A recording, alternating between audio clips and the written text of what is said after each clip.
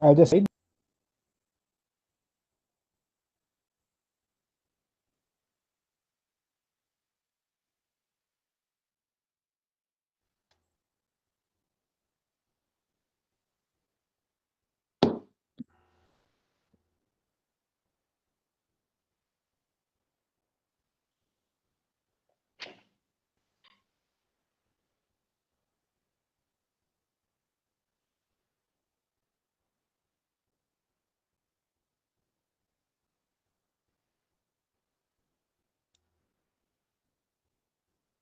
Okay, this one is a video.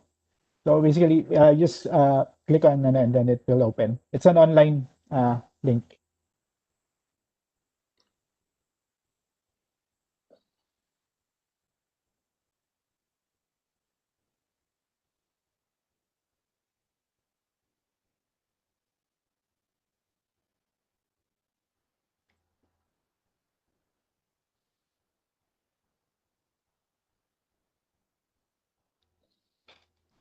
By the way, I cannot hear any audio coming in. Is it muted?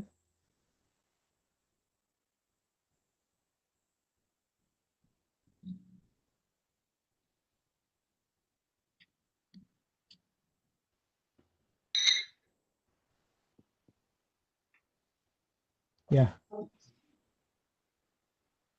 I cannot hear any audio.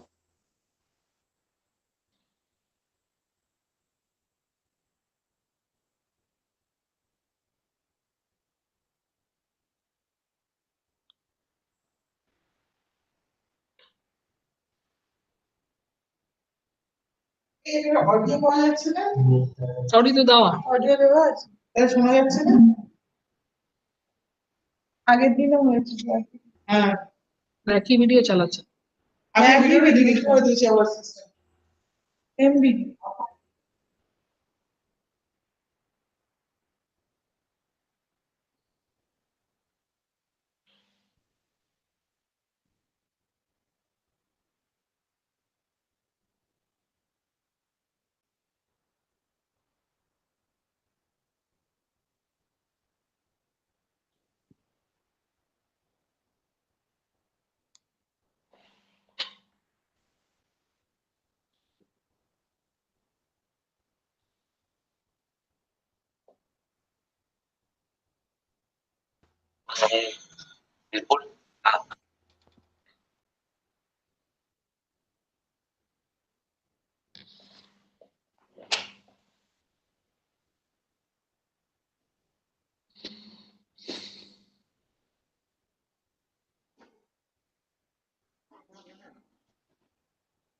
এটা একটু পড়ে দাও।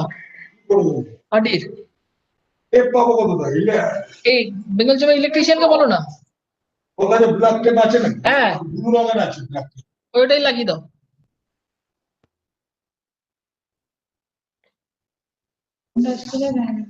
আমি করে দেব না master.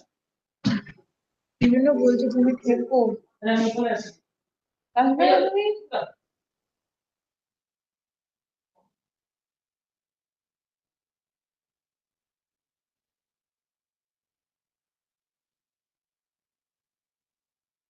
Problem, Mr. Prasad, we are waiting for the other things to come.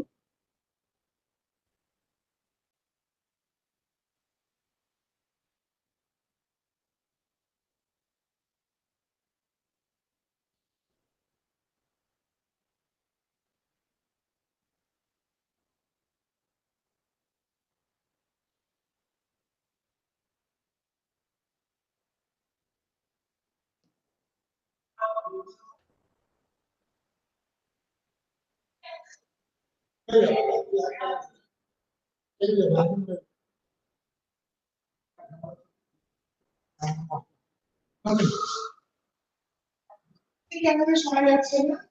তো PPT তো আছে। আজকে তো শোনা যাচ্ছে না। ওনাকে বলতে শিশু তোমরা যেটা PPT.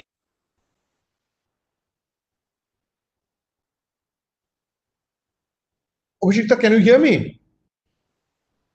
Yeah, but no video, no sound from the video. We can hear you. Can you see the video now? No, not yet. Sir, Can the you see the video. video? Hello. Hello, Abhishekta? Yes, yes, I can hear you. And you can see the video also, right? Yes, yes. So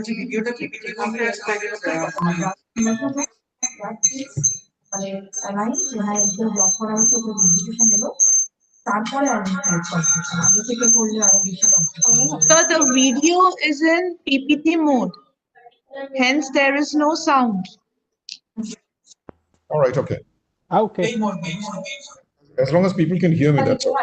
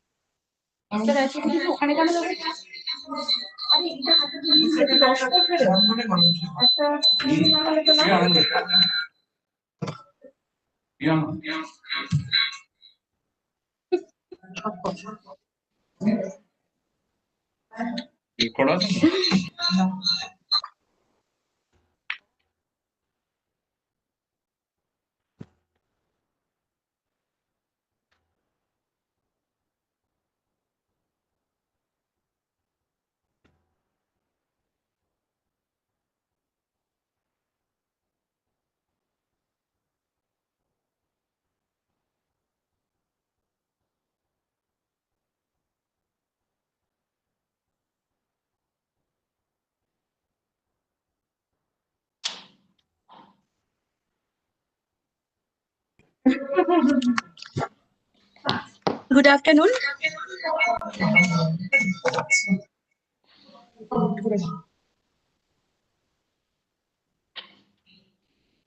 Welcome to our session of International Linkage for Trade, Investment and Technology. May I request the moderator, Mr. Rajarshi Banerjee, member CII Fishery Task Force and President Seafood Exporters Association and Vice Chairman MPETA to deliver the welcome address, please. Over to Mr. Banerjee. Good afternoon, ladies and gentlemen, and welcome to this very special session on overseas linkages. My thanks to CII for inviting me to present the welcome address. India, as you all know, has vast potential for fisheries in view of our long coastline, which spans about 8,000 plus kilometers in addition to inland water resources. India is actually the second largest producer of fish and also the second largest producer of freshwater fish in the world. The sector plays an important role in the overall socio-economic development of India. Both directly and indirectly, approximately 40.5 million people in India are involved in the fishery sector, which contributed to about 1% of our GDP, the country's GDP. The sector has gained importance as it contributes significantly to the national food security, livelihood generation, agriculture diversification, and enhanced foreign exchange earnings. As a result, starting from a purely traditional activity in the early 50s, fisheries and aquaculture have now transformed into a significant commercial enterprise. India's government has prioritized the fisheries sector in its 2020 annual budget, setting the target for fisheries production at around 20 million tons by 2022-23. Now, that would represent an increase of about 50% from 13.3 odd million tons, which was there in 2018-19. The government has also prioritized the goal of making India the world's top seafood exporter. Our government's vision is to take Indian seafood exports to rupees 1 lakh crore by 2030. And our Honorable Commerce Minister has repeated this a number of times in the recent past. To achieve the target, government through the Marine Product Export Development Authority, which is the Export Council, Export Promotion Council of the marine product industry. I'm actually the immediate past Vice Chairman of MPETA, and I'm currently an authority member of MPDA.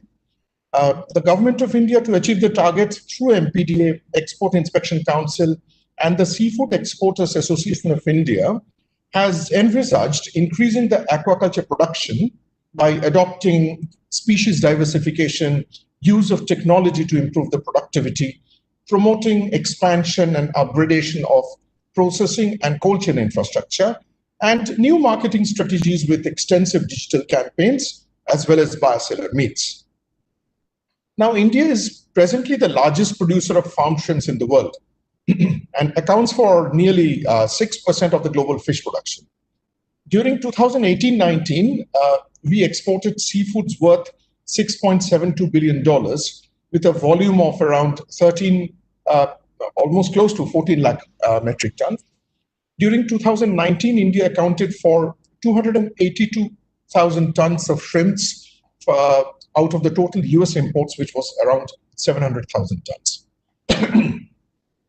Now, what are the present activities of Government of India? What is the government actually doing to promote the sector? Let us just have a brief overview of that. Their participation in international fairs for export promotion. MPD, as well as Seafood Exporters Association of India, participates in major international seafood fairs in the world and displays a wide range of India's products, especially value-added products, to generate awareness and demand for Indian seafoods. The government also encourages participation of Indian seafood exporters as co-exhibitors with NPDA in selected international exhibitions. Besides this, various literature.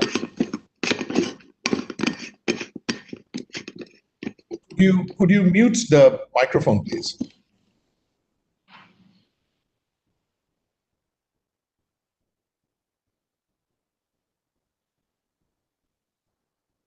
Besides this, various literatures promoting Indian seafoods is also distributed to potential buyers and visitors to such co-exhibited stalls of NPDA and the exporters. The trade inquiries received from such fairs are distributed to the exporters on a regular basis.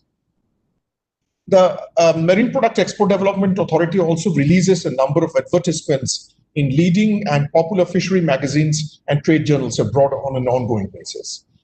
Buyer-sellers meets are also organized by the government through MPDA, which facilitates trade delegations to visit India and sends delegations from our sector to leading seafood buying countries to strengthen the trade links. The other authority which is involved in the seafood sector is the Export Inspection Council under the Ministry of Commerce, Government of India. The EIC engages with health authorities of different countries on product health and operational standards relating issues and is recognized by all major importing countries as the competent authority in India on all deliberations and dispute resolutions which are connected with Indian seafood exports. So the recognized competent authority is EIA as far as quality matters are concerned. However, MPDA and the Department of Fisheries also engages in inviting health authorities of importing countries to let them observe the stringent process that India follows while processing and handling of fish and fishery products. Our industry, the members of our association, have made thousands of crores of investments in the past few years so that the Indian processing infrastructure comes up to at par with the world standard of processing fish and fishery products. NPDA also generates confidence in the inspection systems being followed in India by the importing partners. Now, the Government of India actually allows 100% foreign direct investment in aquaculture through automatic route, but there are some conditions attached to that. The government has ushered into new projects like the Blue Revolution with the objective of developing wetland fisheries, inland fisheries, as well as marine fisheries to empower communities and stakeholders through improved livelihood and to refine region-specific fisheries enhancements. Because the needs, the demands, the challenges of the different states which fall on this 8,000-kilometer coastline of India actually varies from state to state. Excuse me. Through the Blue Revolution scheme, the newly established Department of Fisheries, Government of India, will establish a robust fisheries management network. They are actually targeting to address a critical gap in the value chain, including infrastructure modernization, traceability, production, productivity, post-harvest management, and quality control. There is also a lot of emphasis on harbors, developing the harbor and the port facilities where the marine catch actually lands. Opportunities exist in each of these above areas for a plethora of overseas players from various sectors, and some of them are being already harnessed by Indian companies and their foreign partners. There are several foreign companies which are already operating hands in hand with their Indian partners on Indian soil right now. However, this is only, we are just scratching the surface. This is a sector with enormous possibilities and can accommodate a large number of overseas players here as well. Let me name a few of the possible areas where linkages will work as far as the Indian marine sector is concerned. One is techno-financial tie-ups between Indian seafood processing companies and overseas partners. This can result in significant cost reduction for overseas reprocessing and marketing companies of seafoods. Next are marketing tie-ups between Indian entities and the overseas partners. Third is financing of seafood and cold chain, as well as port and harbor infrastructure. This is again a vast area which has opened up now. Marketing of overseas processing and aquaculture machineries in India. What is being made there can either be made under the Make in India slogan in India, setting up manufacturing bases, or as a preamble to that, people can actually sell their machineries, which is again already happening. Next are investments in the aquaculture farm sector of India by overseas companies. Next, quality control hardware and software is another area where a lot of overseas linkages and cooperations can take place. Manufacture and or marketing of farm inputs like feed and aquamedicines is again an area of overseas linkage and cooperation. Knowledge transfer in the marine products sector also holds a very vital area of growth. Knowledge transfer and development of digital platforms like blockchains for traceability, etc. Investments in the marine fisheries and trawling sector. India is supposed to have one of the richest marine resources which is available to any given country in the world. And a lot of that has not been harnessed. The long-line tuna facilities, the long-line tuna opportunities of Bay of Bengal are still vastly untapped by Indian operators. So there exists a significant opportunity there as well. And there are other opportunities like aquaculture, insurance, etc., which is a vast sector which has not really been touched. There are many other areas of cooperation, and it's not possible to mention all of them right now. However, Indian seafood exports are facing various hurdles as well, like non-tariff barriers from a number of countries, requirement of quality parameters which are imposed suddenly and withdrawn suddenly, testing parameters which does not favor India, and many FTAs are yet to be executed on a G2G basis between the government of India and the major importing partners of Indian seafoods. So there is a large number of areas where the sector can actually provide a great opportunity for an overseas investor, as well as a window to the outside world for the Indian entrepreneur, which will actually enable all the stakeholders in this industry to integrate with the world's seafood market, which is a huge opportunity, and India is perfectly set to meet it. So the door is open and opportunities exist for the overseas partner as well as the Indian entrepreneur.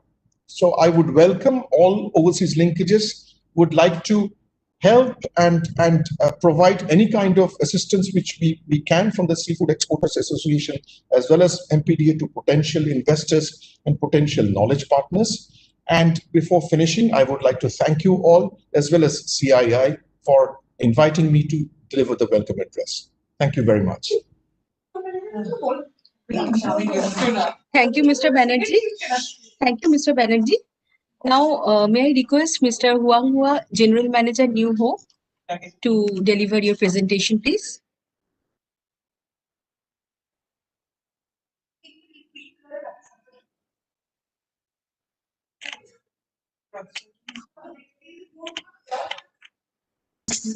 Hello. Hey, Abhishek, can you hear me? Yes, you're audible. Okay. So, you know my English is not so good, so I will try to.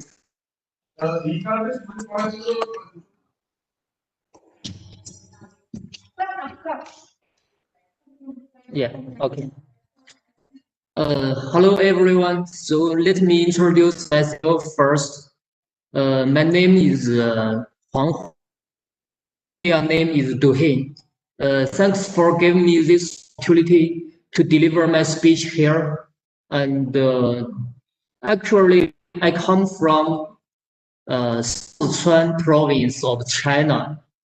I work as general manager in New Hope, Kolkata, India here since January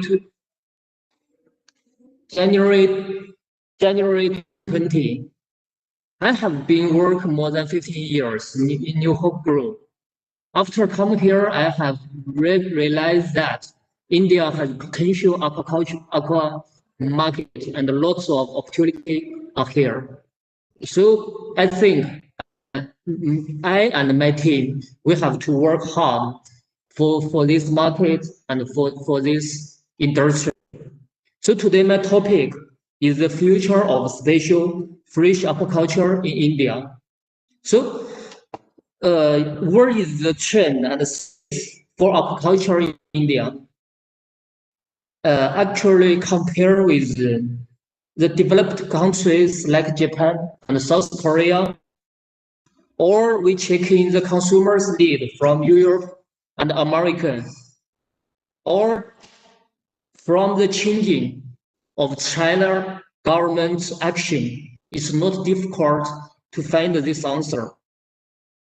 So number one, from the demand, like Japan, the USA, and Europe, continue expanding demand and the various states to begin diverse people's need.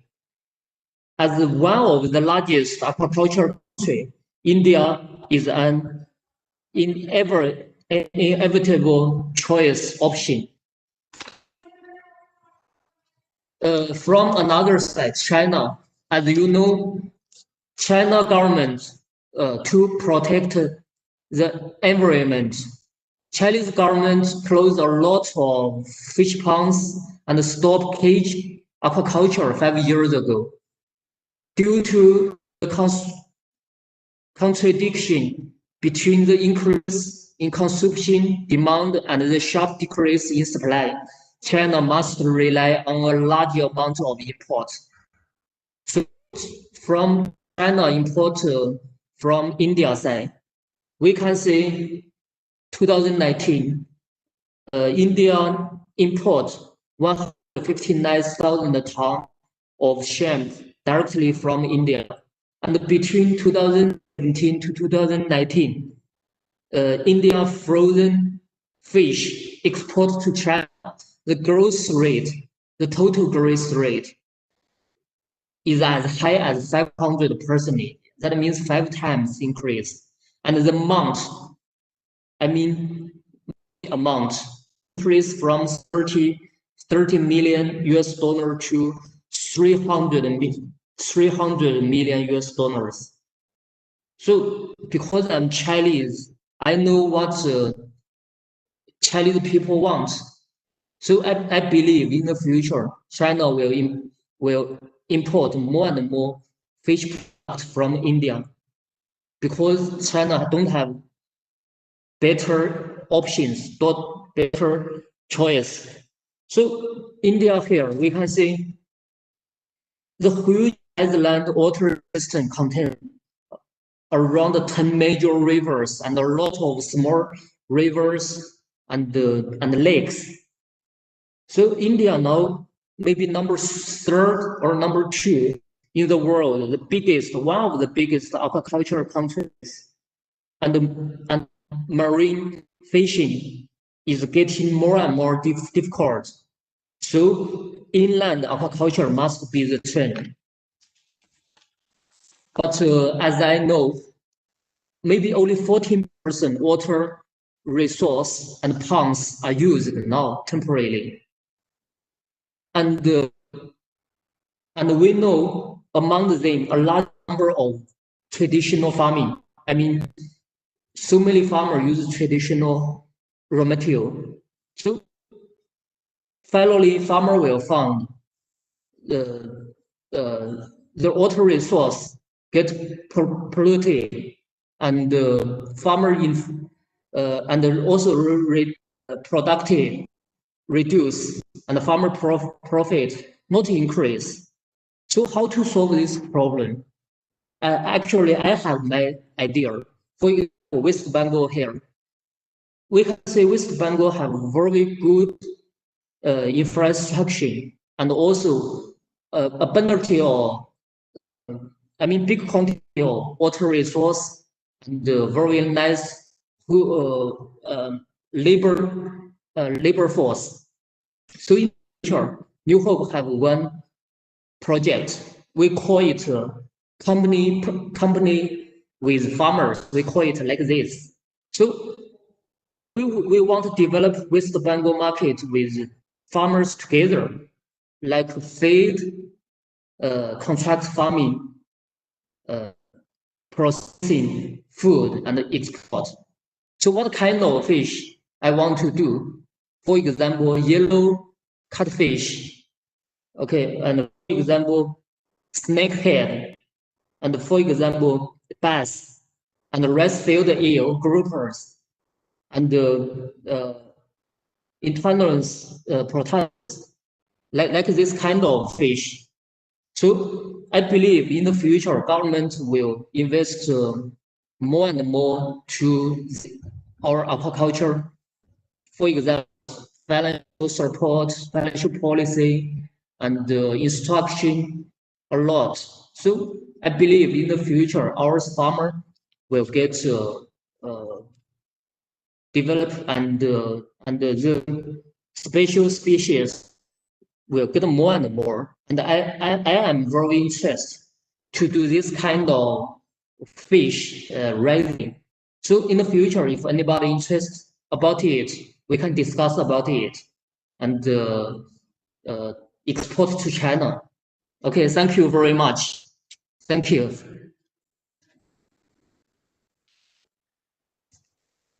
Thank you so much. Now, may we request Dr. P. Ravichandran, Aqua Consultant UAL, to present on Aqua Life program, please. Madam, still I have a question. I'll just come join. You have some problem? Hello, Dr. Ravichandran. Do you need some more time? Yes.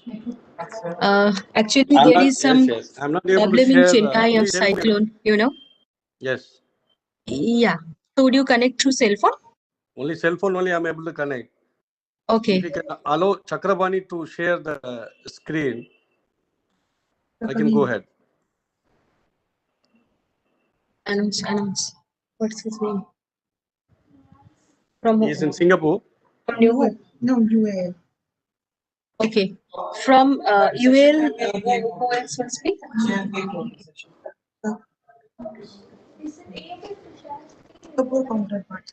Madam.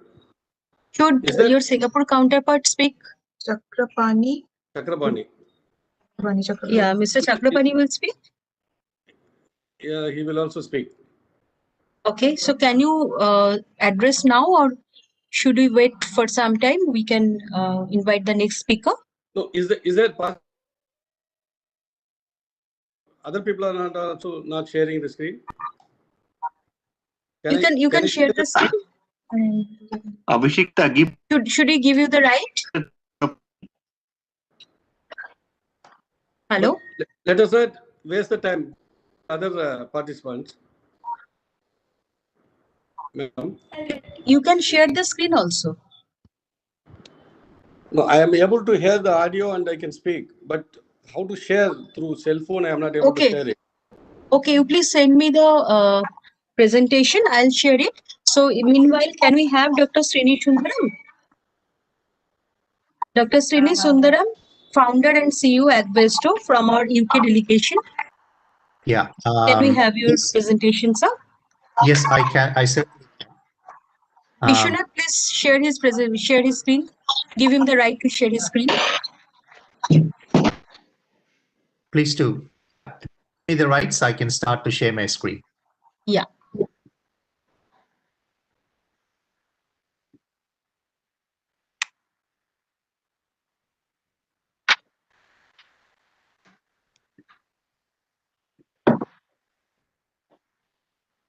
Vishwanath, please give him the right.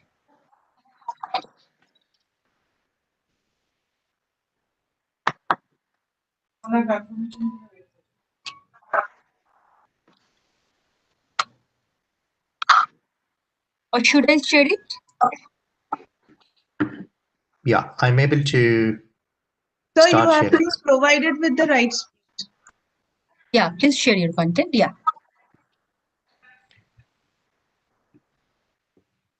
Great. You are not audible, please. Just going to try it again. There's some issue.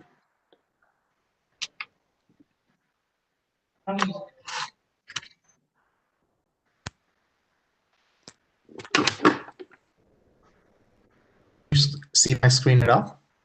Yes, yes. Perfect. Excellent. So I'll kick off. Very good morning, everyone, or rather good afternoon in Indian country and also in Asia. So thanks for giving the opportunity. Maybe in the next 15 minutes, I can tell you a little bit about what we as a company and across UK and India corridor, what kind of work that we've been doing as well. So it gives you a company itself. So as a business, we are based out of London, and we have offices also in Mumbai, and we have operations in the US as well. The goal for us has been to focus on two main issues that is facing every single country that you can think about, where in order to mobilize and meet sustainable development goals, you have to have a cost of capital, which is the most attractive proposition for any given segment. And in general, in many emerging markets, the cost of capital is very high. So one that we've been focused on is to capital. There is some background noise. If I could request fellow panelists to mute, that'd be great. Great. And the second area that we're focusing on is on the insurance aspect. So what kind of projects that we normally get involved?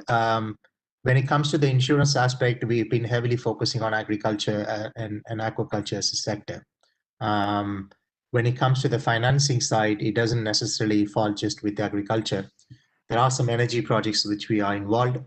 Naturally, everybody would appreciate when you're working in a land or an ocean, water, energy, land, they all work together. So for a project operator point of view, it's extremely important to think about the economic potential of that particular project, not necessarily just in the commodity production, but also from the energy point of view. So our role primarily in both insurance and also in capital markets has been playing the role of intermediation. So what that means is we normally work with an insurance company to actually look at what potential coverages we can bring to the market. At the same time, we work with the farmers and the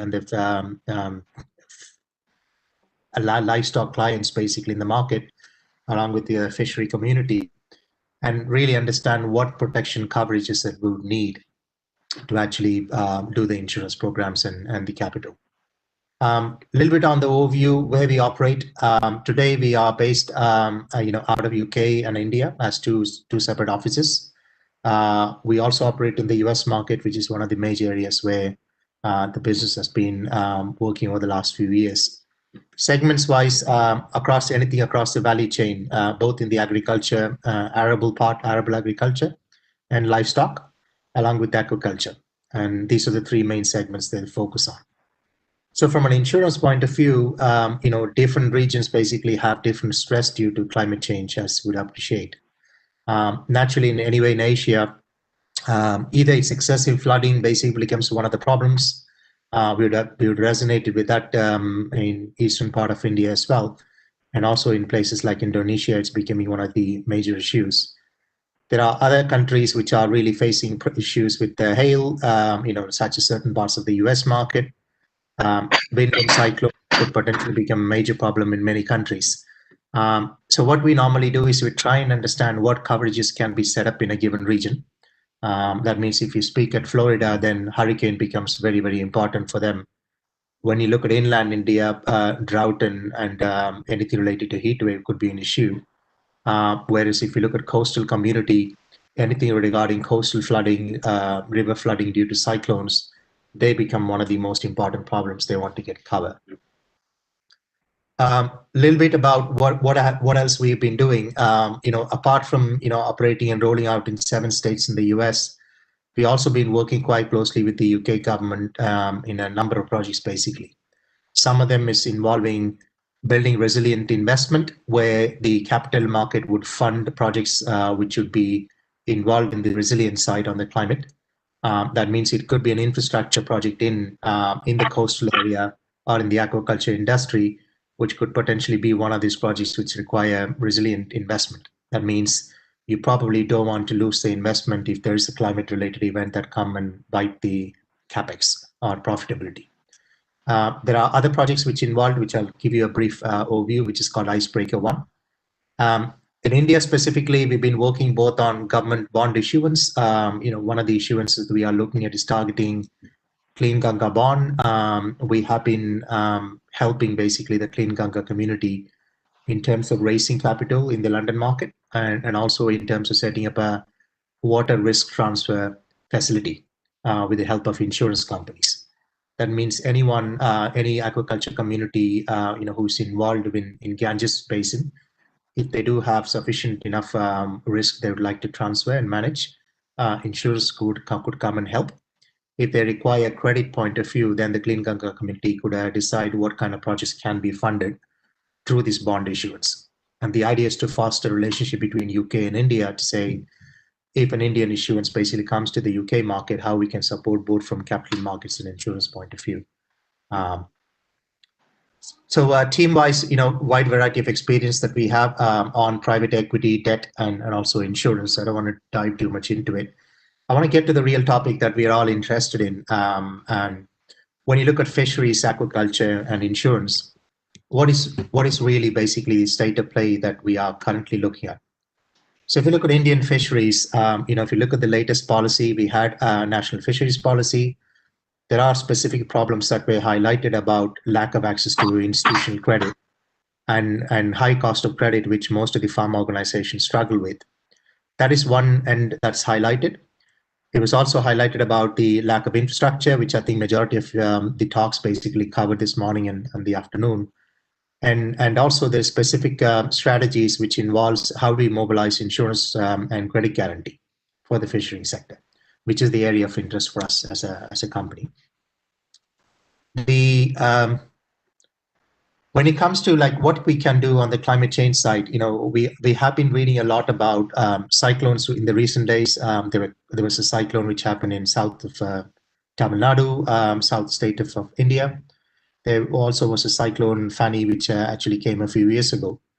So typically when we get involved in this kind of parametric insurance product, the idea is you look at the coastal community, both from a fisherman point of view and aquaculture point of view, let it be a shrimp industry in Andhra Pradesh, for example, try and understand what potential coverages we can actually bring to the table, which not necessarily just protects the fish from mortality, but also there are infrastructure damages that you can have when a cyclone hits. So modeling out basically the cyclone and trying to really understand where the exact wind speed is and where the kind of storm surge happened in the coast becomes extremely important.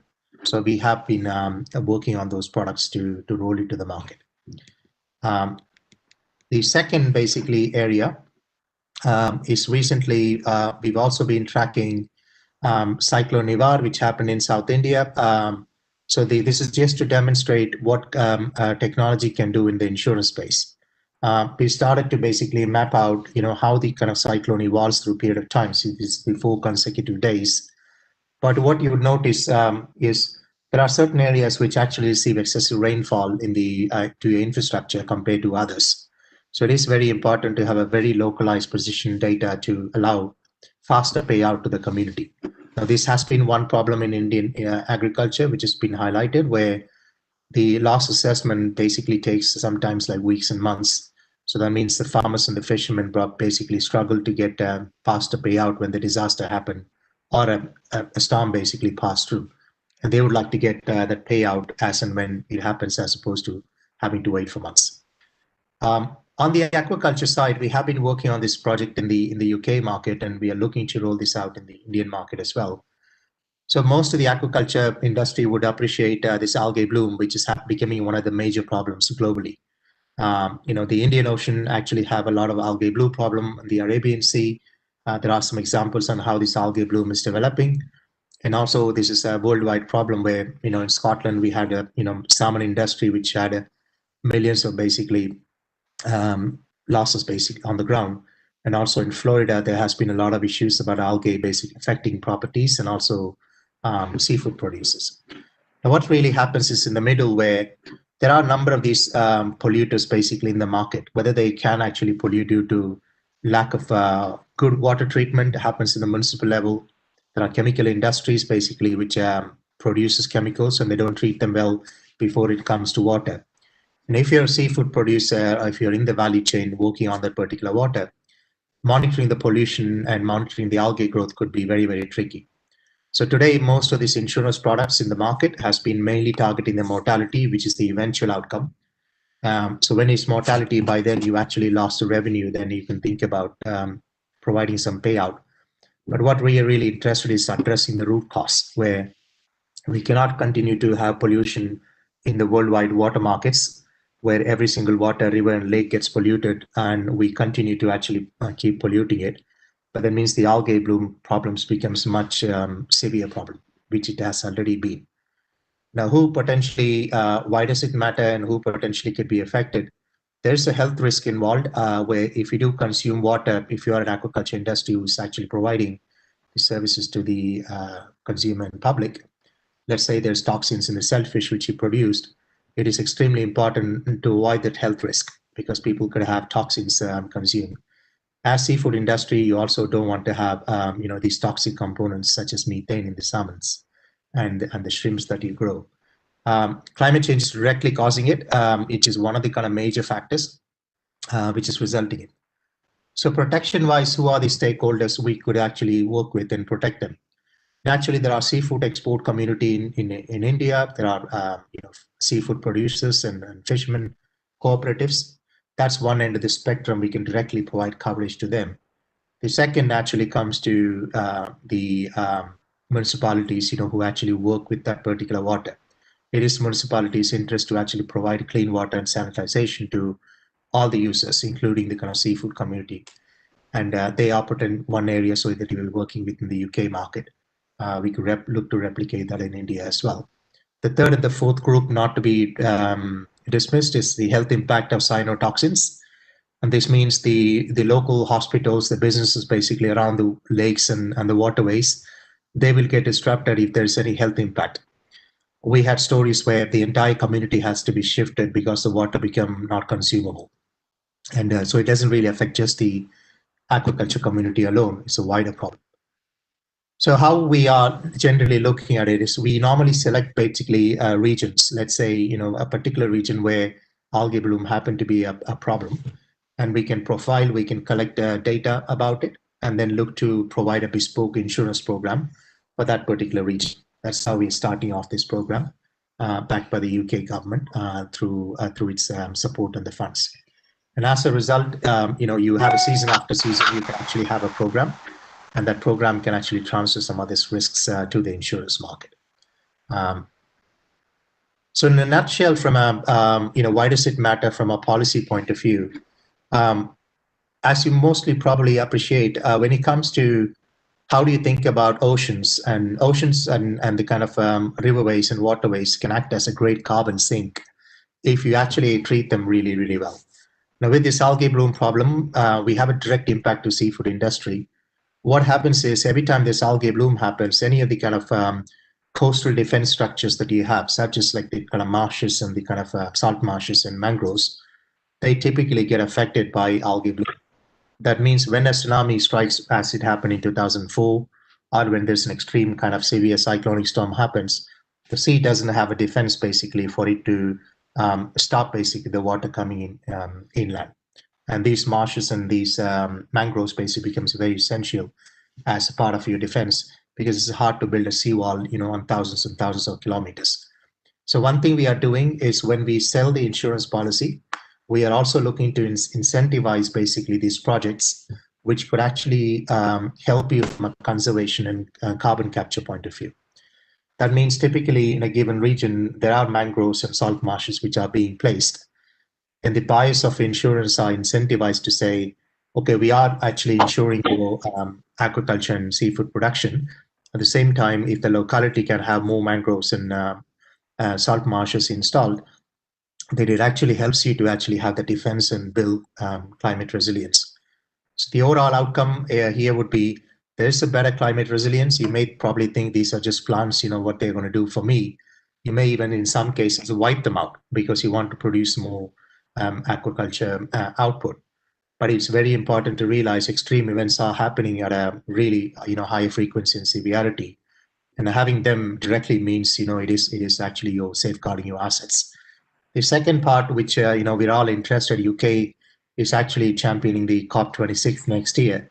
It is important to treat these blue carbon, where these mangroves and salt marshes, they can store carbon, which means, the more and more the carbon that gets emitted, if you have these kind of defensive mechanisms, you can store carbon. And as a result, in the policy, you could have more incentivization to fund these projects. That means there is a win-win both from a industry point of view, so the industry doesn't lose out on the area requirements. There's insurance. At the same time, we are actually moving towards a healthy environment where water doesn't get polluted as much as it is currently happening. And that's basically where we are working towards. And with that, I'll stop. And if there are any questions, I'm happy to take at the end. Yeah, so that's me. Thank you so much for the opportunity. Thank you so much. Is there any question? Share screen. From the panelist side?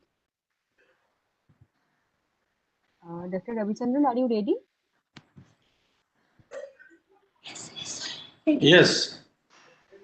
Okay, then may I request you to present your address? Share the button. Can you share this? Can you, madam, share my slides? Okay.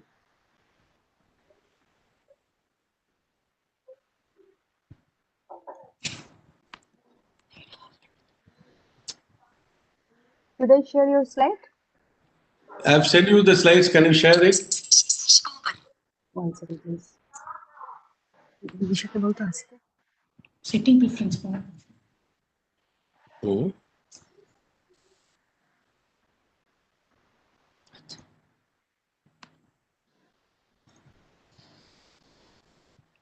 One second, please.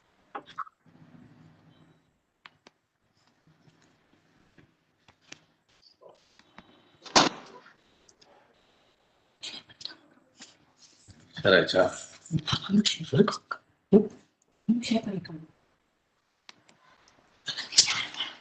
Is it visible? Is it visible? Thank you, madam. Yeah. I'll just go ahead. UAN Biotech company is a Singapore-based company which is mainly concentrating on organic-based products to replace harmful chemicals and antibiotics. Next slide. Madam, next.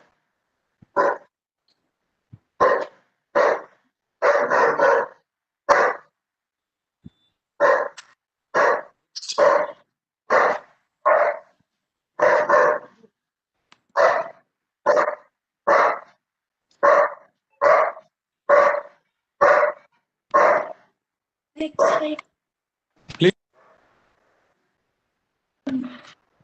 Is it showing from my side or? No, it is audible. Yeah, it is audible. Please go ahead. Next. Who is sharing it? It's not from my side.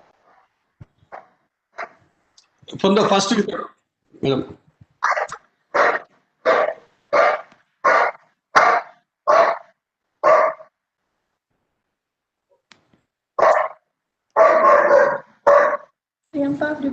இதுல எங்க வந்து option இருக்கு சைடுல அதுல வராது இங்க வந்து பிரசன்டேஷன்ல அங்க இருந்து ஷேர் பண்ண மாதிரி வரும் okay okay Hello?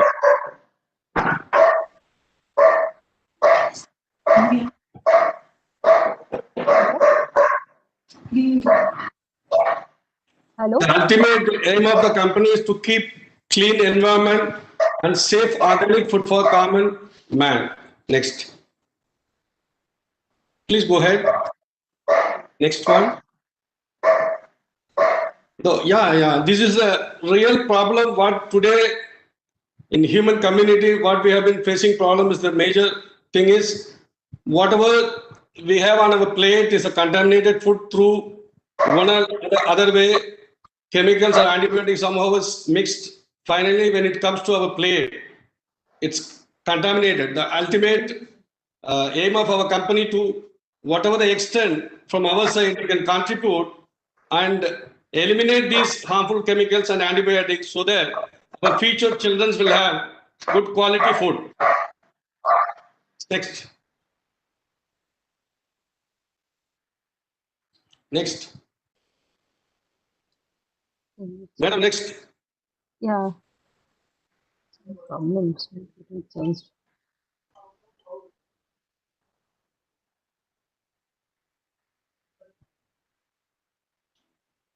Oh my God. It's all okay. Next. Change হচ্ছে না কেন দেখো তো? It's not getting changed here. Okay. Presentation it is getting changed, it is not there. Madam, is it audible? Yeah, you're audible. Yeah, just go ahead with the slides, we'll complete it.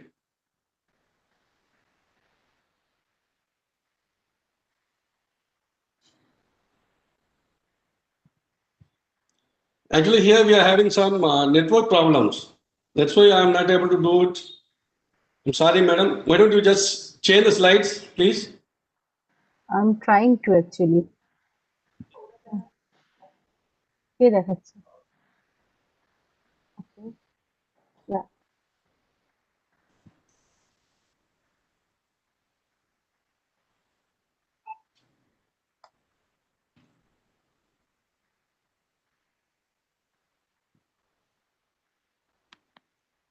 One second. My IT person is showing it. Is there any problem in sharing the slides, madam? No, my IT person is doing it, but it was not getting changed here. Please wait for a second. They're doing it. Okay, no problem. Just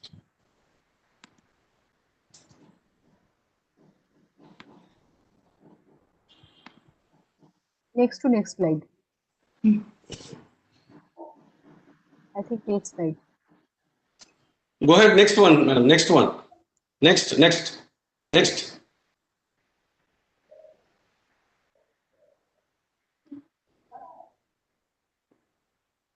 No. It's okay. stop.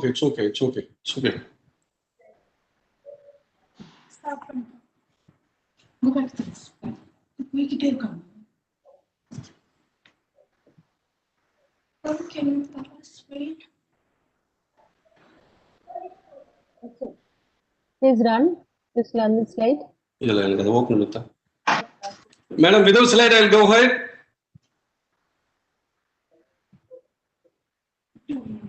Hello? I think you have some problem in sharing it. Madam? There is some problem. Yeah, my IT person is doing it.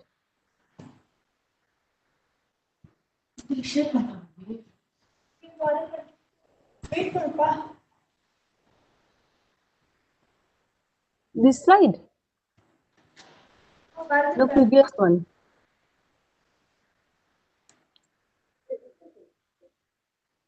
No, not properly.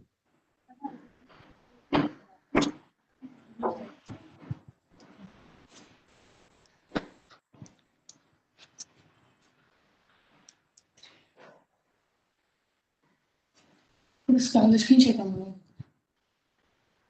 Can you see it? Can you please start? Full page has not come, madam. Madam, presentation is shared. Which slide you want to, sir? This Yeah, one this is only okay. one. Anything will go ahead. No. He wants this slide only. It's not displaying fully. It's okay. Full display, sir. ওনাদের end থেকে technical problem আছে মানে full It's only half display. কি করে হয় আমাদের এটা full display হয়ে আছে Just check once. I think the animation is going slow. Madam, without sharing it, just go ahead. Just go ahead. Yeah. It is visible. But not the full thing.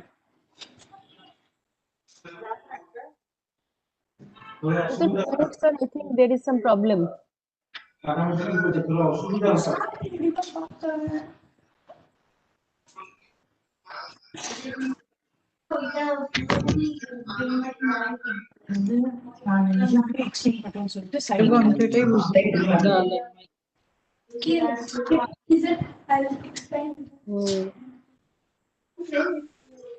Which one should I try again? So right now it's fine. No, it is not the full slide.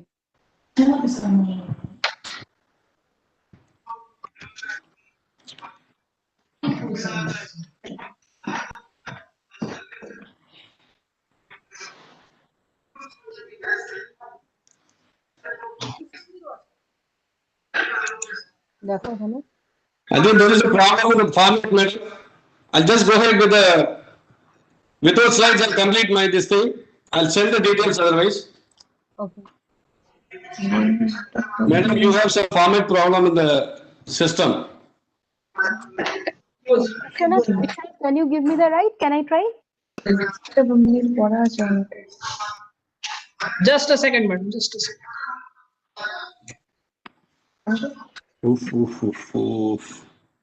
என்னடா இதுல share இருக்கா மாட்டேது ஆப்பிள்ல மட்டும் பண்ண முடியுது Madam, if please try.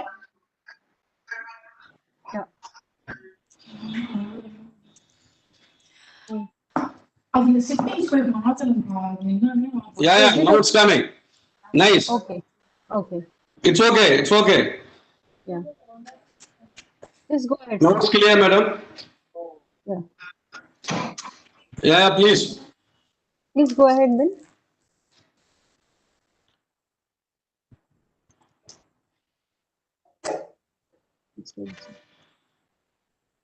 This slide only, na? Please go ahead.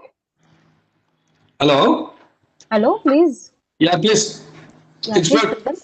Thank you. Go ahead.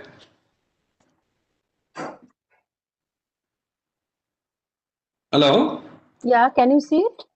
Yes, it's good. Yeah. The previous one. Previous slide. Previous one. The challenge of the farmers. Yeah, previous, not other one. Go back. Yes. Yeah. Today, the aquaculture farmers, even the shrimp farmers, are facing so much of problems like low price, EHP, and WSSV, running mortality, RMS, and white gut. Yes.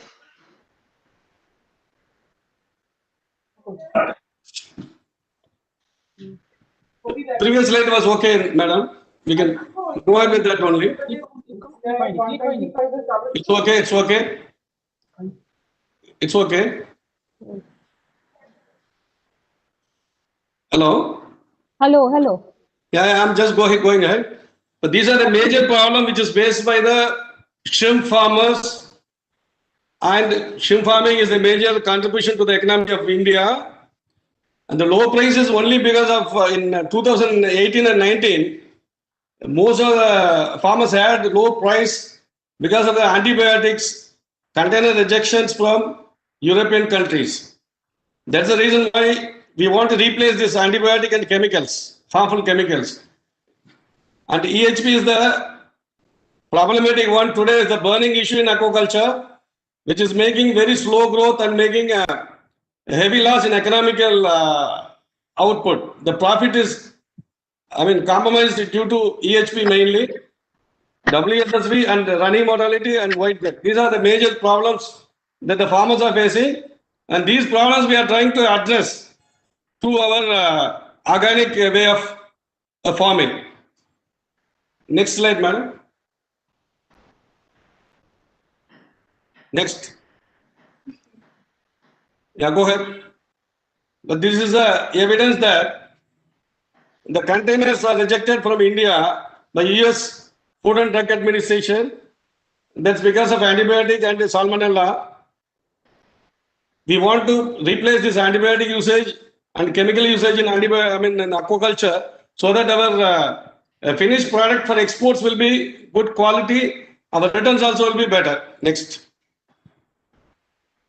Next. We'll just see the major issue that aquaculture is facing is EHP. It's an enterocytozoa hepatopenii. It's a major issue today in shrimp farmers. Who were in shrimp farm, they might be knowing that this is causing very slow growth and making very high CASA production, which will lead into low profit or loss to the farmers. This is a intracellular organism which lives in the cytoplasm of the hepatopancreatic epithelial cells. This is the intracellular. Since it is an intracellular organism, treating the pathogen is very difficult, like in corona. Corona also is an intracellular organism. That is why we don't have medicines to treat it. If you want to kill the pathogen which is inside the cells, we'll have to kill the host cell. Like that, only the EHP also in the inside the cell. That is intracellular organism which cannot be handled very easily. Due to this, so much of variations and heavy losses happening to the farmers. Next slide.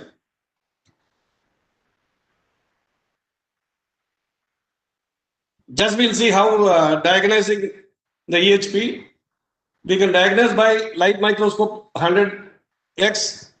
And the second one is scanning electron microscope. If you just look at it, the spore is going to be like this. The spore size is going to be 1.7 micrometers. Please, next.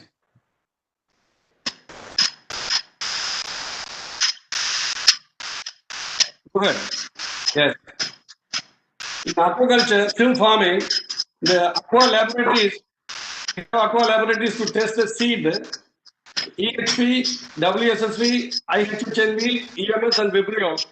We screen all these pathogens before stocking the seed into the culture ponds. Next. Next, please. When we test these pathogens, we are doing in quantitative, real-time quantitative PCR. When we just see these results, this will be real-time PCR. You can really observe the total entire run online. That is why it's a real-time PCR. You can just see this is a positive for EHP. The graph goes, the red line goes up. The negative line, the red line goes down. Please next.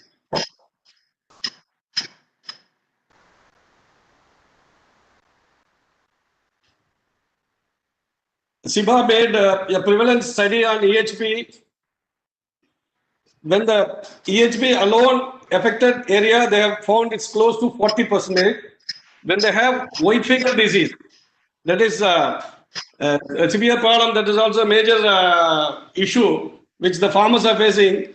The white fever problem, when it is there, the EHP and white fever together, it damages up to 96.4%. That means for EHP, you don't have treatment. Only curative or preventive measures only we can do it. But white fecal disease we can manage through our managements, water quality managements, animal health managements we can do, so that this white fecal disease can be managed, so that these EHP effects also can be restricted to some lower extent. This next. For all these things, we have an organic way of farming. Some of the treatments. Since it is an intracellular organism, it is inside the cell. We are not able to, treat directly like bacteria. Bacteria is an intracellular organism. When you give any chemicals or antibiotics, it will kill. But this is going to be inside the cytoplasm of the hepatopancreatic cells. After harvesting, if you want to treat the pond, you have to raise your soil pH up to 12. The application of bone pile, that is 600 kg per 1000 square meter. And the hatchery and the pipe and other equipments, you can use 2 to 2.5% plastic soda. Please go ahead, second. Next. Here, just see this life cycle of the EHP. The spore will not directly enter into the cell of the host. It will only extend this polar tube into the cytoplasm and injects its genetic material into that. Then it multiplies 2, 4, and 8 like that. And inside the cell only, it forms its spore formation and then bursts and goes out. Then it makes infection. But the thing is, here the shell, if you want to digest or break the spore cell wall, you have to raise the pH up to 12, or you have to bring down up to 4 pH. It's not possible, during culture. Here, once the transmission, spreading is happening, this polar tube is the proteinaceous one, which can be broken. It can be slow down the spread of the EHP. There, the works are going on to break through enzymes. We are also working out to have a product for this EHP. Please go ahead. Next.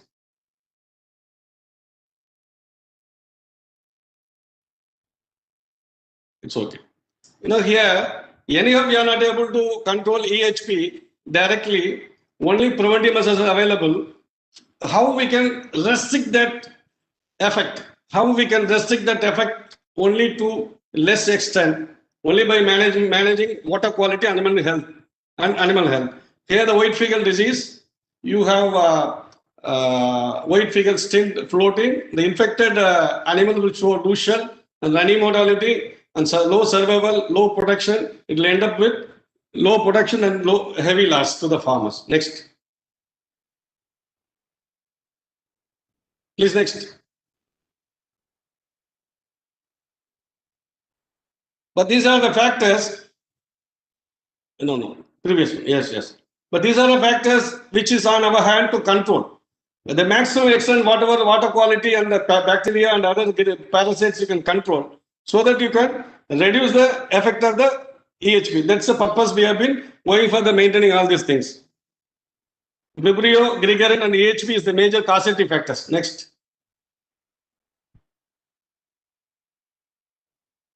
These are the triggering factors. No, please. But these are the triggering factors which will accelerate the infection of Vibrio and gregarin parasites in the gut and hepatopancreas.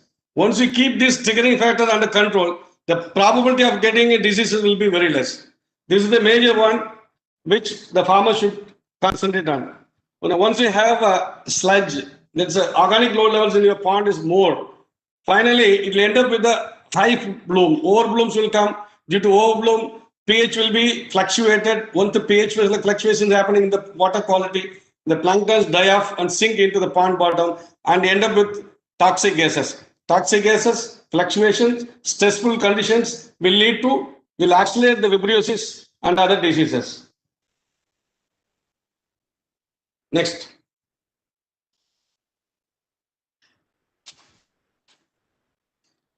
Then we'll see where all these pathogens are present so that we can control those things. In hepatopancreas, pond water, sludge, and gut. Next. Next. Please, next. Here only we are bringing organic products. This is the EcoSan, is an organic sanitizer, which is more effective to control Vibrio, fungus, and parasites. But here what we need to treat, we have to keep the water quality good, animal quality healthy, so that EHP can also be controlled, white fecal disease also will be under control, our production is going to be on better side. Here, this EcoSan first treat water and sludge in the water and controls Vibrio, fungus, and protozoa, that is parasites.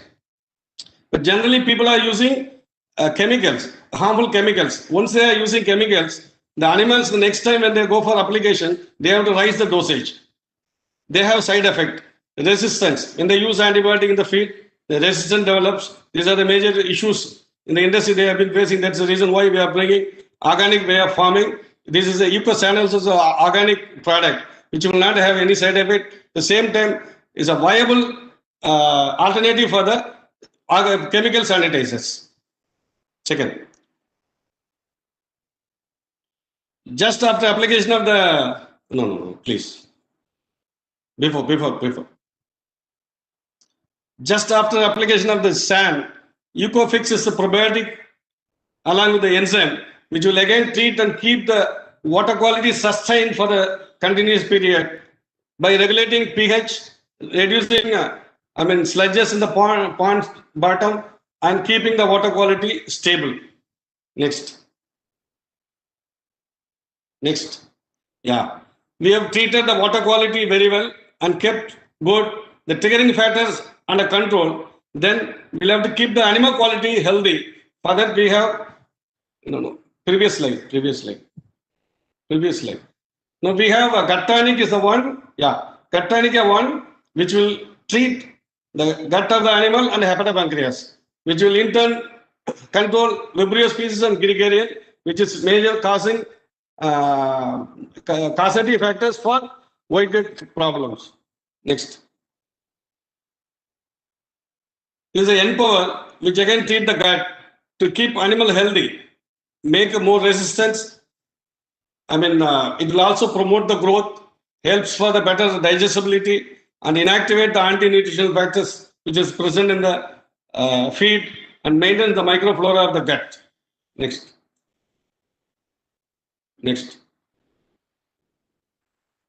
And also one more product we have is the Energy Pack, which has got vitamins and amino acids, which will support whenever the animals are under stress or in the recovery phase from the disease. We use and completely a compact package. It's an organic way of farming for shrimp farming.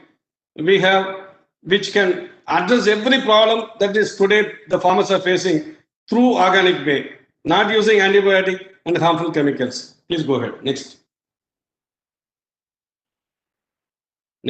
Yeah. Next. When you use these 5 products, the way which we have been giving the program, the farmers can have a healthy animal. The farmers can be also healthy. They can have a better profit. Next.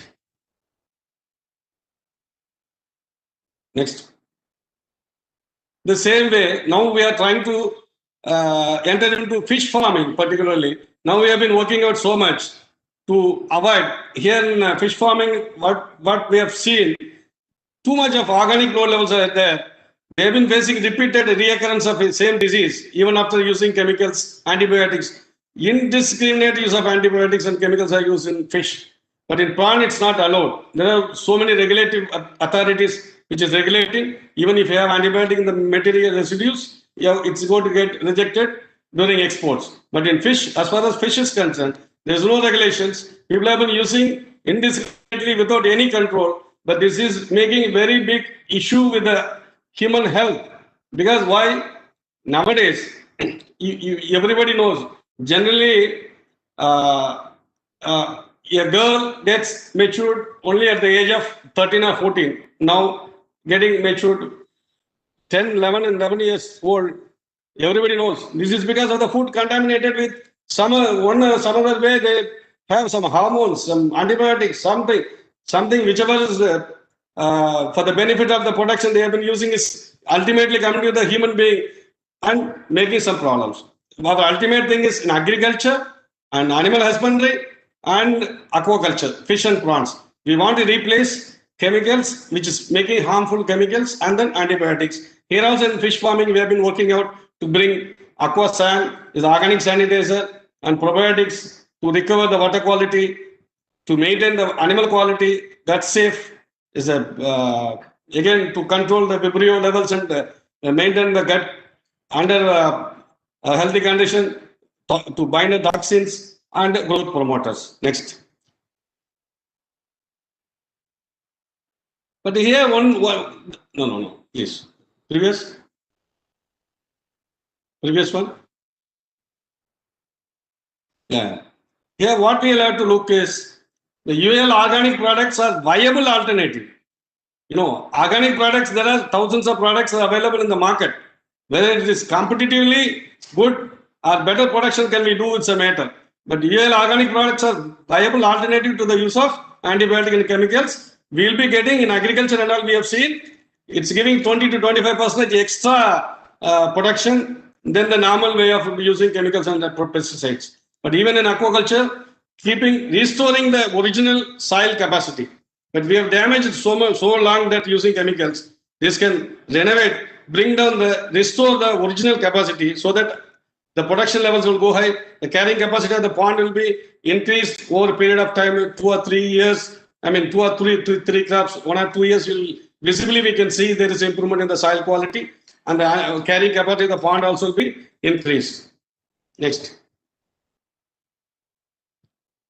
Please. But this is one of our farm results. We started using after 100 days when they had severe organic load levels. Then by the time we harvested, the pond sludge levels has come to fresh very good water quality. Again, without preparation, we can go for stocking. Such a water quality we had it. Next. Yeah, this is our pond which we harvested after 165 days also. The water quality you can see is very light, very good. Next. But this is almost 21.5 count, which is fetching extremely very good profit. This is also my technicians, and this is our farm. Please next.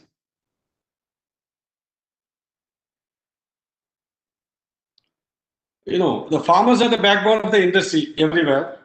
As we save the farmers, unless make farmers happy, we will not be able to, sustain the aquaculture. If you want a sustainability, farmers should be healthy. For that, everyone should work towards.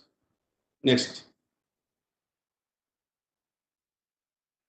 Thank you very much. I think I have disturbed somehow because I had severe cyclonic problem and some signal problems. Please excuse me. Thank you very much for everyone. Thank you so much for joining us in spite of all these problems, all this climatic condition. So please take care.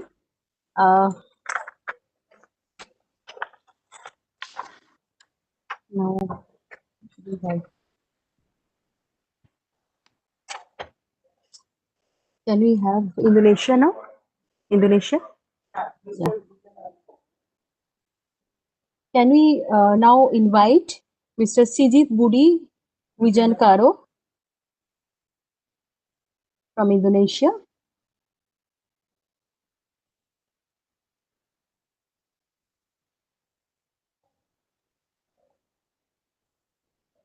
Mr. Wijankaro?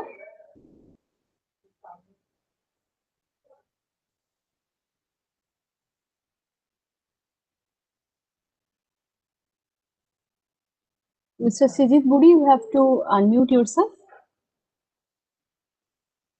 He has a presentation.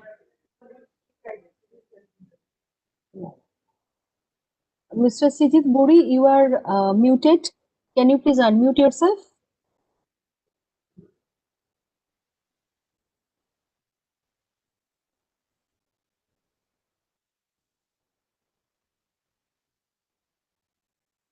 Good night, Mr. and Mrs. Let me introduce myself. I am Sania, and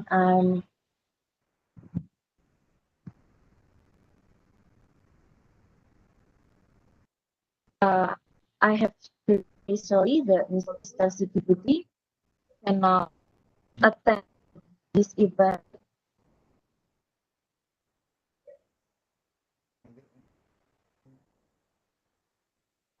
Hello? Please speak. And I will accompany you to let you know this from our company.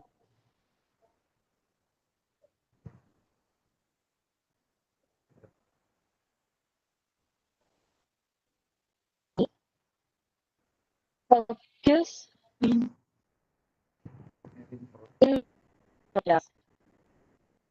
as frozen food Your voice is breaking, please.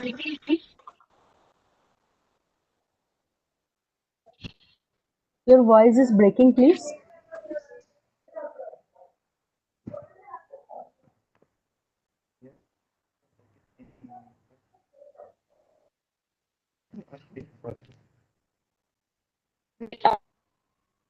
On fresh fish product.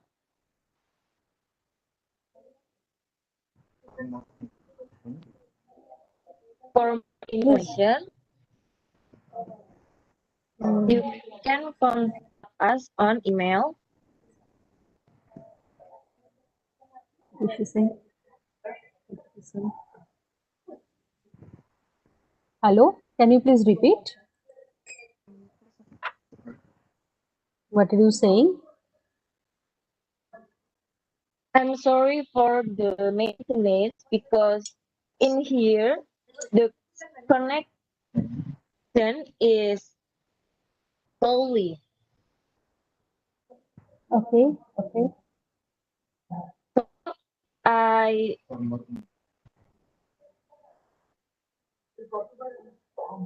They so can I call you, repeat huh? my Yeah, please repeat. So our company is focused on fresh and food.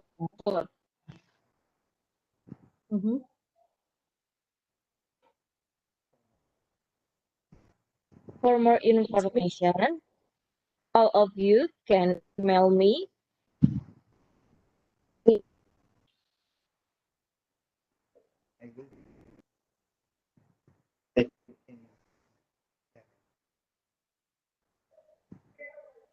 You can call Anuradha and Anuradha can put yourself on speaker phone so that everybody can hear you. Can you please call Anuradha and just address? My colleague Anuradha you have just spoken to. You can call her and you can put yourself on the speaker. Anuradha, please call.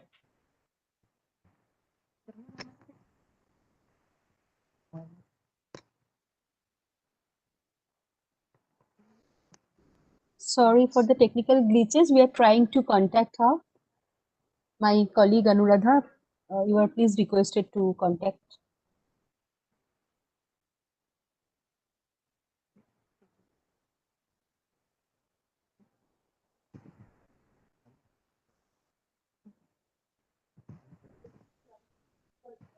Call करो एक बार.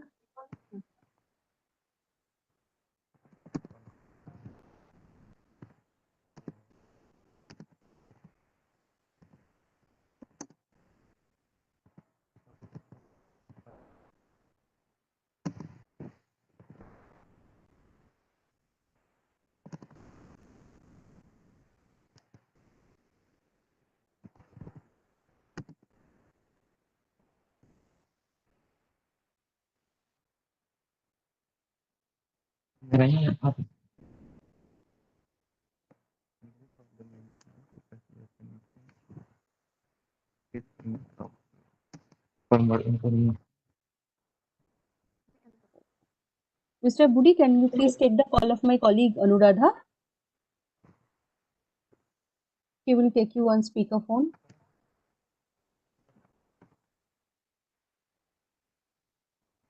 Sorry for the maintenance for the connection getting trouble. Yes, I have got your message that you are having network problem, connection problem.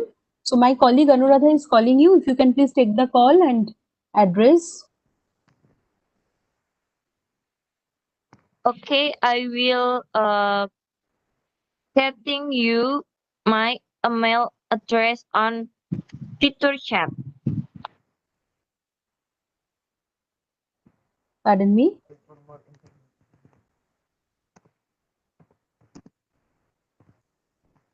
Pardon me.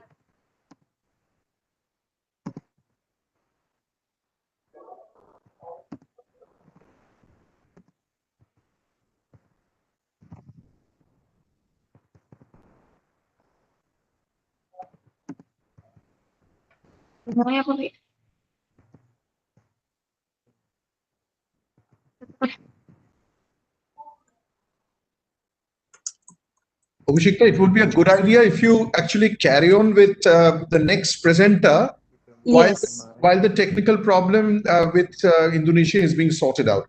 Otherwise, the flow of events of the presentation is getting Right. affected. Right. So, with your permission, can I just invite our guest from Philippines, Mr. Junjun Fitizanan? You are requested to present your deliberation, please. Yep. Good afternoon. Is it okay if I can share my screen? Sure. Vishwanath, Okay. give him the right.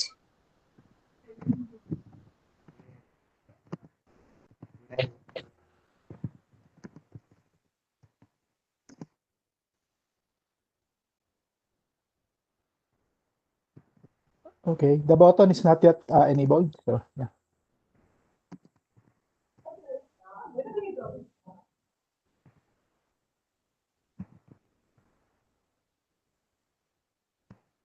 Yeah. The button is not yet enabled. Sorry.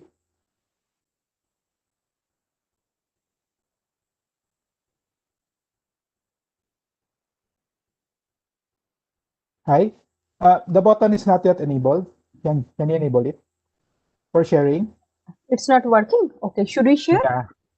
Yeah. You Okay. can share my screen. Then I'll just say next slide. Yeah. Okay. So it'll be fast. No. Can you share? Oh no, I cannot share. Okay. 1 second. My colleague will share it from the IT team. Yeah. Please wait for a second. Thank you. I think if you can allow him to share, then maybe he can. Yeah. Yep. Vishwanath, please give him the right to share.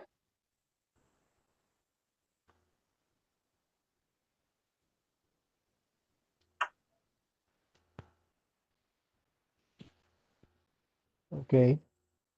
Yeah, I think you have my presentation. If you can just flash it, and then I'll just go from there. The button is still not. There. Okay. I've seen it already.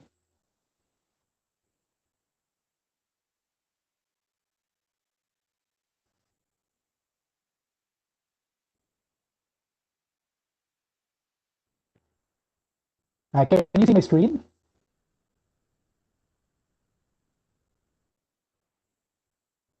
Hello? Can you see my screen? You are audible, please. Please go ahead. Okay. Hello, everybody. I am Junjun Fetizanan of Futuristic Aviation and Maritime Enterprise, or FAME. We're in the business of uplifting the lives of fishermen through our maritime transponders. I'll give you an idea of what we do. Basically, we create transponders originally created for aircrafts for tracking and monitoring. But right now, we're actually focused on maritime, since we found out during our deployments that our fishermen are actually the ones who needs our transponders the most. Our transponders are not satellite-based, but it makes use of radio to send information like location and even sensor data from that boat going to our gateways up to 50 or even 100 kilometers away. So that's what we currently do. So most of our deployments are actually on the small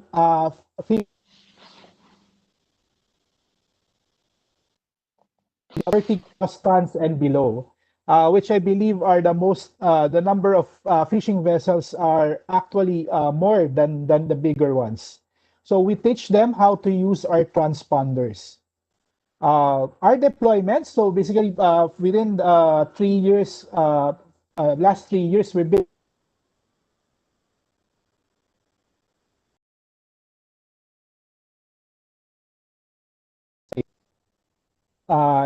this particular picture also shows for us giving the training to the fishermen. So this is the typical view of the dashboard whenever you want to track the fishermen. So you can actually see on a piece or even on a mobile where the fishermen goes and where they fish. So as a result of this,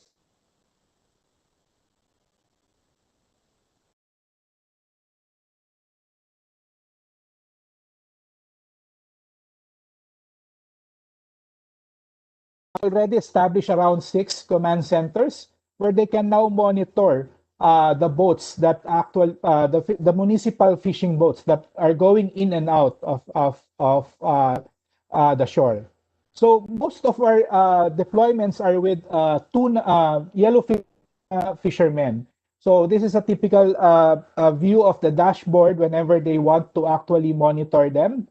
And because of this, we were able to actually ensure the safety and security of the fishermen. So even outside the monitoring center, they can still monitor the boats by using their mobile.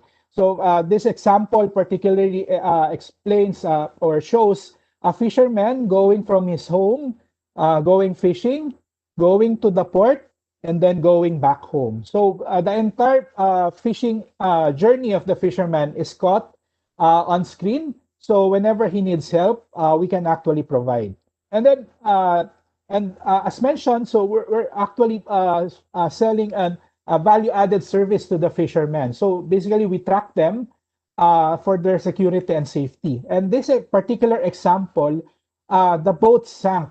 So we were able to actually provide the authorities the exact location where the boat sank. So they were able to retrieve the fishermen and also the boat that sank.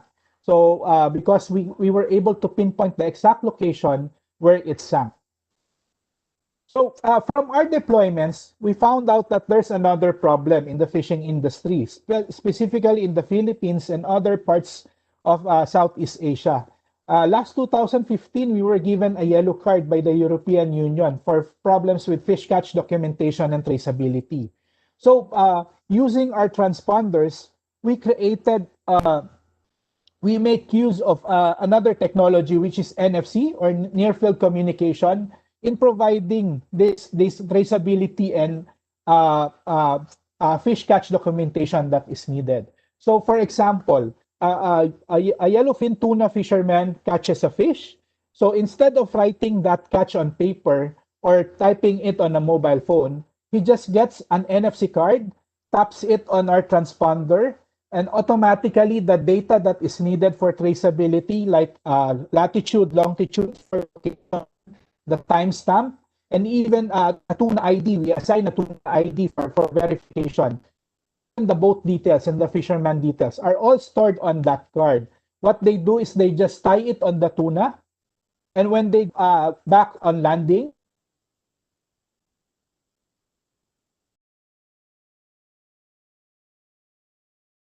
location where that fish was caught. So now we know if that particular fish is caught on illegally or on a marine protected area. But most of the catches that we found out is all the fish are caught sustainably.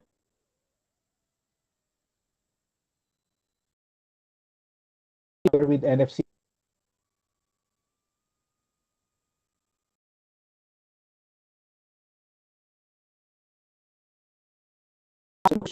Where the fishermen catch the tuna. So the complete traceability is data is included whenever they export the.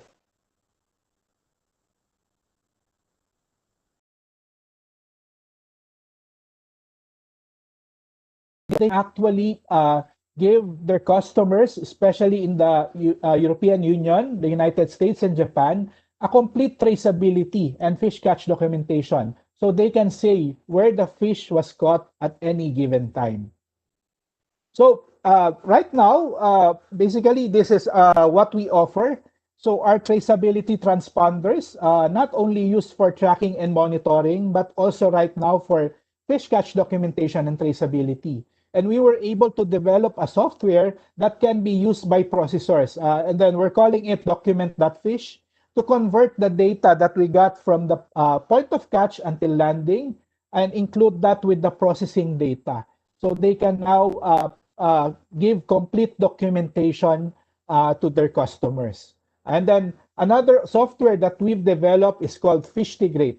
It's basically an interoperability software. So if you have a system or if you have an application being used, we can just actually connect that using Fishtigrate. Our tagline actually in Fishtigrate is "You create, we Fishtigrate." So we we ask developers to develop their own applications.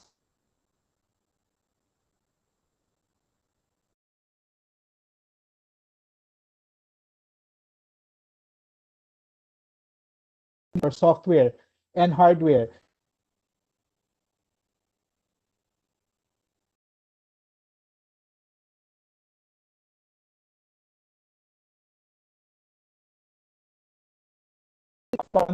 Land can actually convert the other data that is needed by the municipality, for example. And then we're now actually working with document.fish. It's being used right now by processing plants. And even Fishtigrate is being used for interoperability ways, not only for customers, but also for the government to get data that they need.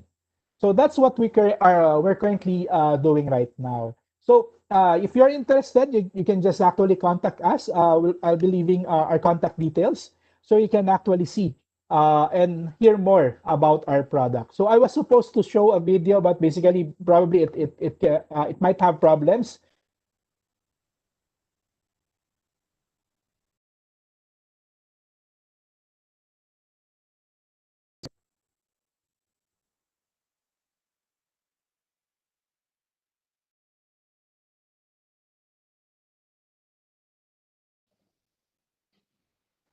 Hello. Hello. Yes, can you please show my slide? Yeah, Vishwanath, please share his slides. We are requesting Mr. Eugenio C. Elevado, Commercial Counselor, Philippines, Trade and Investment Climate.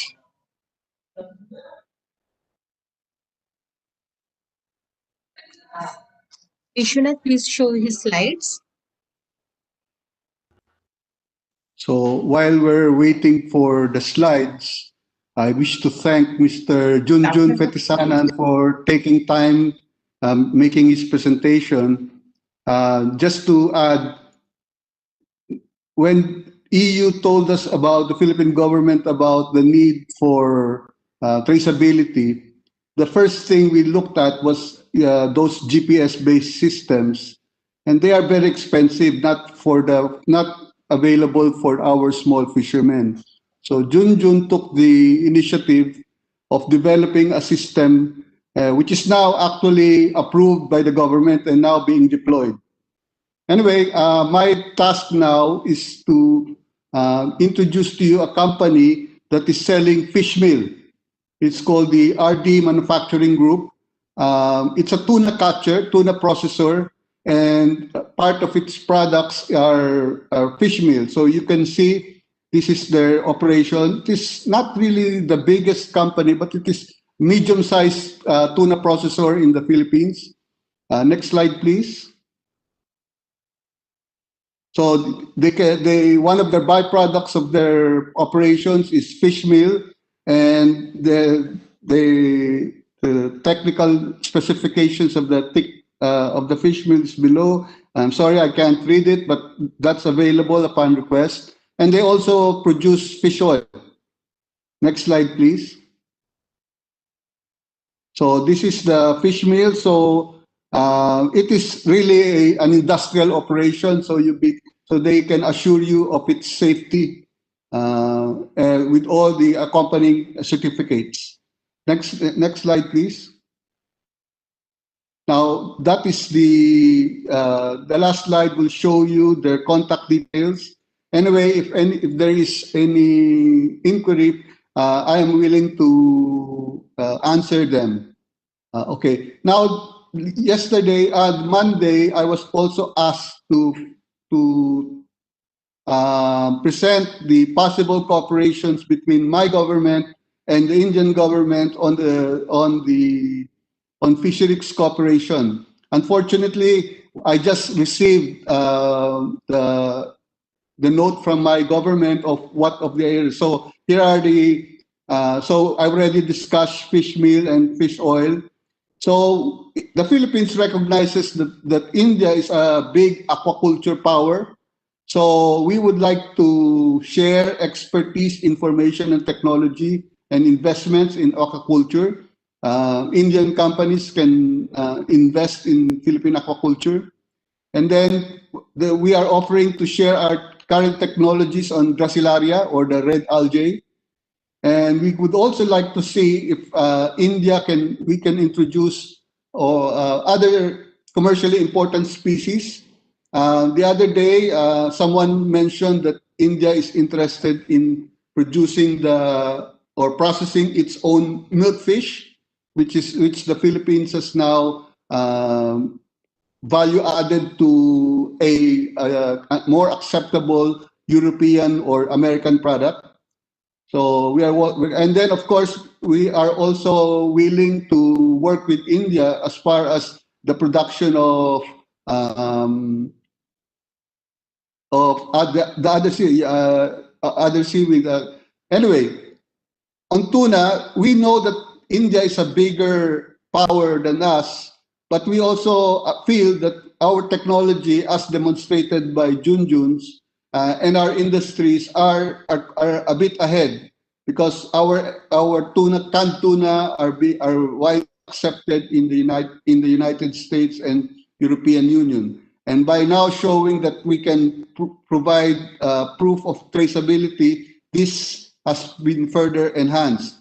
But we also know that India needs help in the processing of its tuna. So this is something that we can work on. So in the end, I'd just like to, if there are any officials of the Indian Fishing Ministry or anyone from the MPEDA, we are willing to talk about a government-to-government agreement in the case of fisheries. Thank you.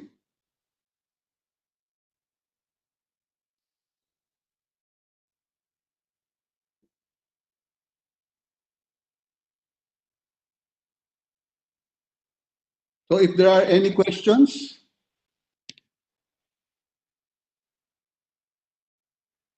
Anybody has any question, please?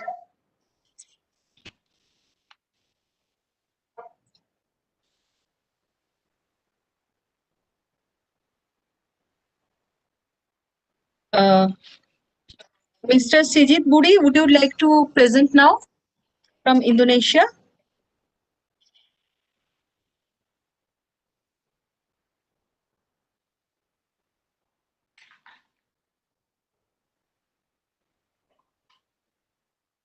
Mr. Sijit Budi, can you please unmute yourself?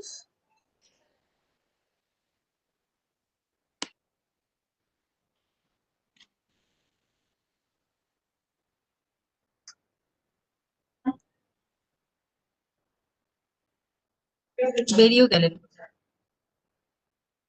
I think he is not available.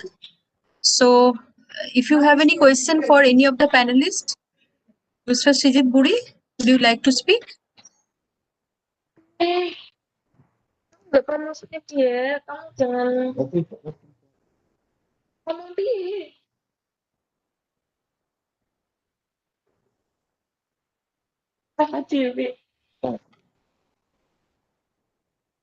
Yeah, Sonia, can you be please little louder? You are not audible, please. Meanwhile, do you have any question for our delegation from science or any other speaker?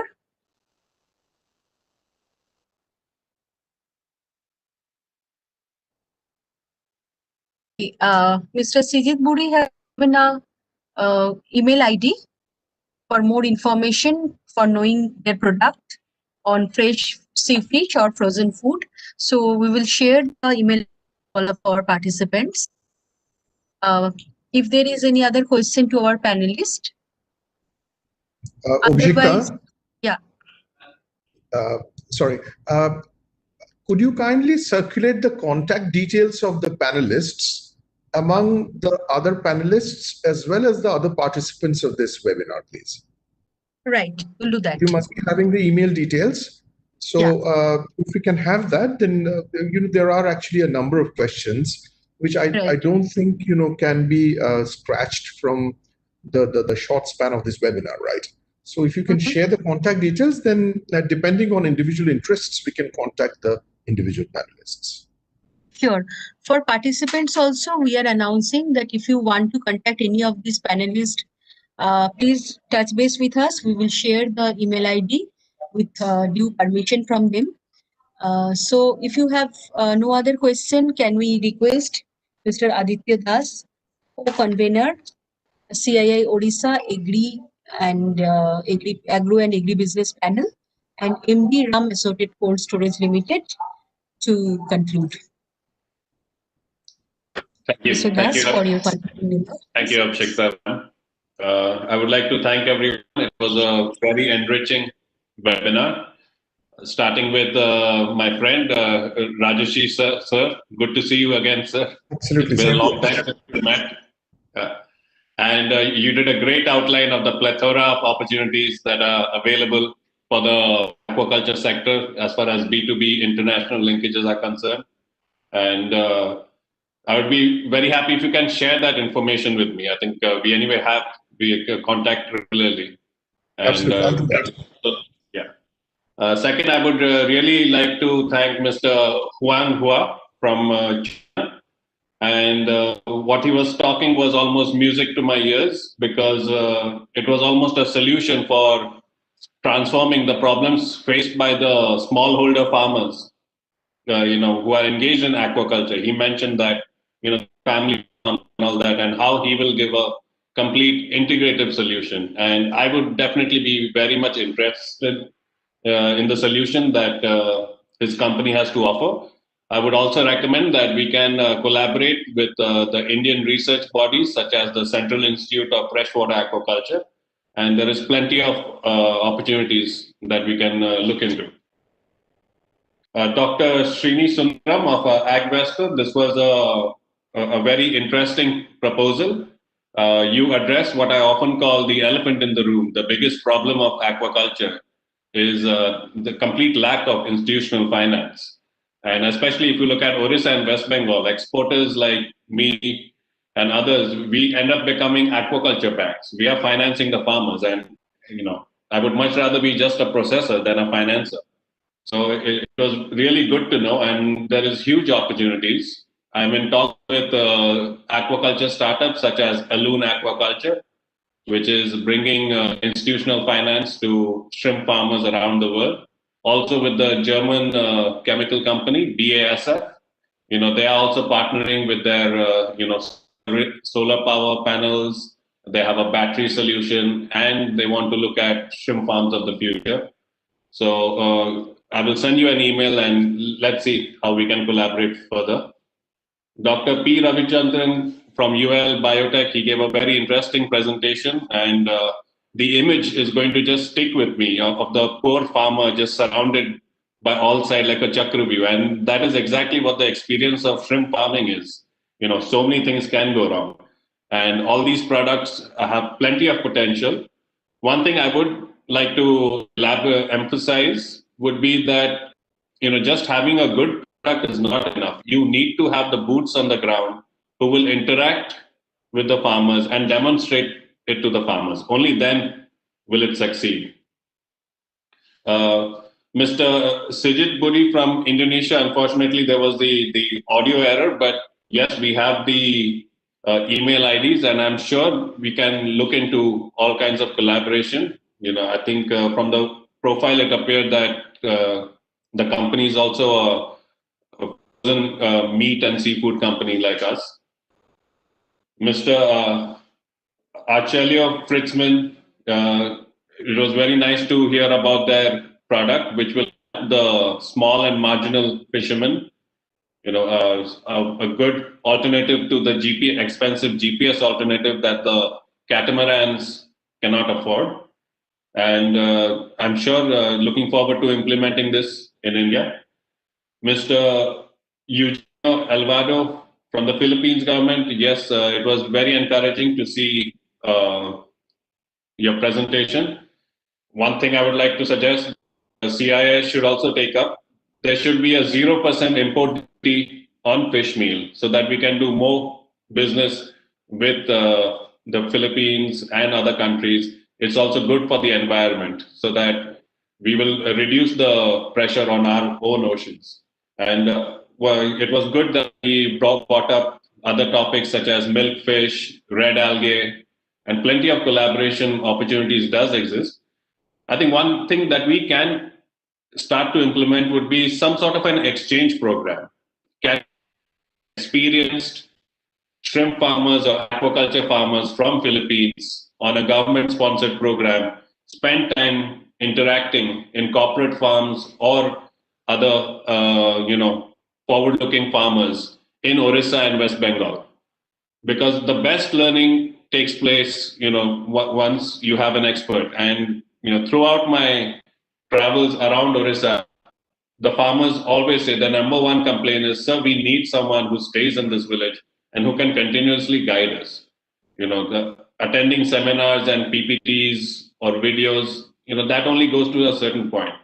So I think if we can really look into some sort of an exchange program, I think that would really work.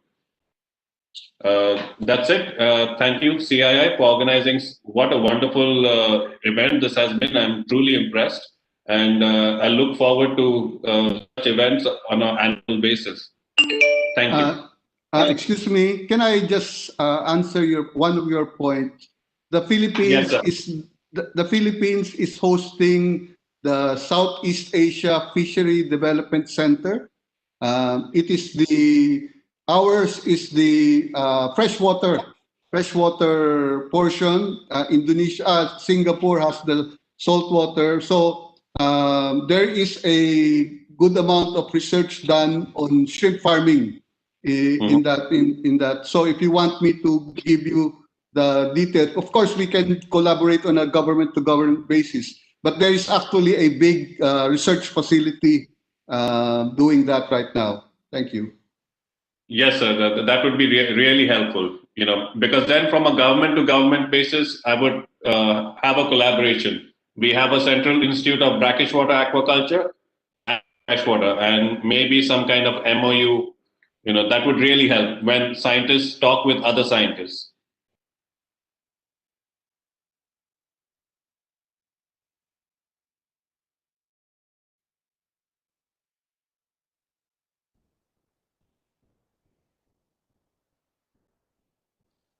Hello?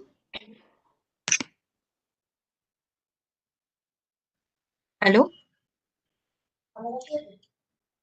Thank you, Mr. Dash. The email ID of all the panelists. So I would share email ID to all of our fellow panelists, and for the business class who will be interested to touch base with them.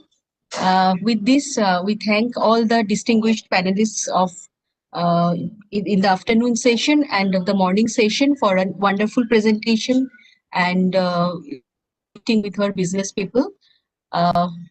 Mr. Elevado, I'll specially take up appointment with our state governments for you because you wanted to touch base with them. So this could not happen today. I think we will be arranging from all the states. We'll try to make appointments with you, virtual appointments. And I would request all of the business people, if you want to meet any of the stall owners, any of the exhibitors, please visit our exhibition. The business card, you drop your business card, they will touch base with you. And with this, we will end our B2B session, and we will meet tomorrow again at 11 for our session on logistics. Thank you so much. Thank you very much. Thank you, Mr. Banerjee.